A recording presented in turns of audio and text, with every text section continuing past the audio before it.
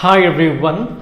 இந்த வீடியோ வந்து ரொம்பவே ஒரு முக்கியமான வீடியோவா இருக்க போகுது CBSE ஸ்டூடெண்ட்டுக்கு குறிப்பா.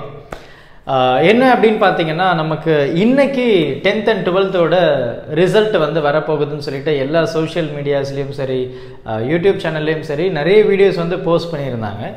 ஈவன் நான் ஸ்கூல்ல இருக்கும்போது ஒரு டீச்சர் கூட வந்து சார் இந்த மாதிரி ரிசல்ட் இன்னைக்கு ரிலீஸ் பண்றாங்களாமே அப்படினு சொல்லியும் கேட்டாங்க.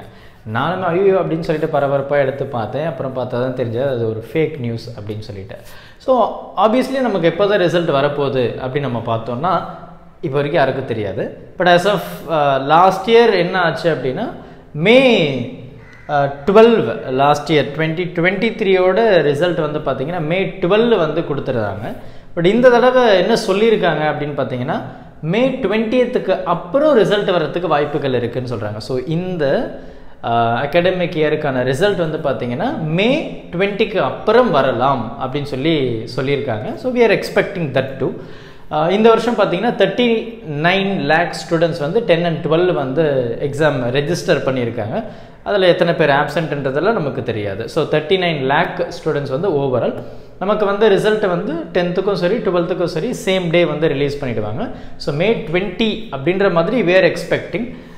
இதுக்கு இடையில் வந்து பார்த்திங்கன்னா நமக்கு தமிழ்நாடு இன்ஜினியரிங் அட்மிஷன்ஸ் வந்து அப்ளிகேஷன்ஸ் வந்து 5th of May வந்து ஓப்பன் பண்ணுறாங்க. ஸோ அதுவுமே வந்து நம்ம கொஞ்சம் பார்த்துட்டு தான் இருக்கும். அது 1 month டைம் இருக்குது. ஸோ அதில் வந்து பெருசாக பாதிப்புகள் எதுவும் இருக்க போகிறது கிடையாது CBSE ஸ்டூடெண்ட்டுக்கு. But the thing is May 20th அப்புறம் we may expect our result அப்படின்றது தான் ஒரு உண்மையான ஒரு விஷயம். ஸோ ஆப்வியஸ்லி ஒரு 3rd வீக்கோ இல்லை 2nd வீக்குக்கோ 3rd வீக்குக்கு இடையில வந்து நமக்கு ரிசல்ட்டை வந்து அனௌன்ஸ் பண்ணுறதுக்கான வாய்ப்புகள் ரொம்ப ரொம்ப அதிகமாக இருக்குது. ஸோ அதனால் நிறைய விஷயங்களை அதிகமாக கேட்டு கன்ஃபியூஸ் ஆகாமல் கொஞ்சம் ரிலாக்ஸாகவே இருங்க. ரிசல்ட்டை வந்து இட் வில் டேக் அட்லீஸ்ட் இன்னும் ஒரு வாரம் கண்டிப்பாக டைம் எடுக்கும்.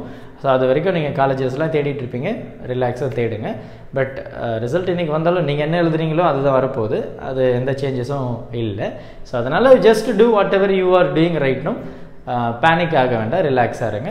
மினிமம் 33% வந்து நீங்கள் எடுத்திருந்தீங்க அப்படின்னா நீங்கள் உங்களுடைய எக்ஸாமில் வந்து பாஸ் ஆகலாம். ஸோ 10th சரி 12th சரி மினிமம் ஆஃப் 33% வந்து நீங்கள் ஒவ்வொரு சப்ஜெக்ட்லேயும் எடுத்திருந்தீங்க அப்படின்னா நீங்கள் எல்லாத்துலேயும் பாஸ். இது ஆப்வியஸ்லி எல்லாருக்குமே தெரிஞ்ச ஒரு விஷயம் தான்.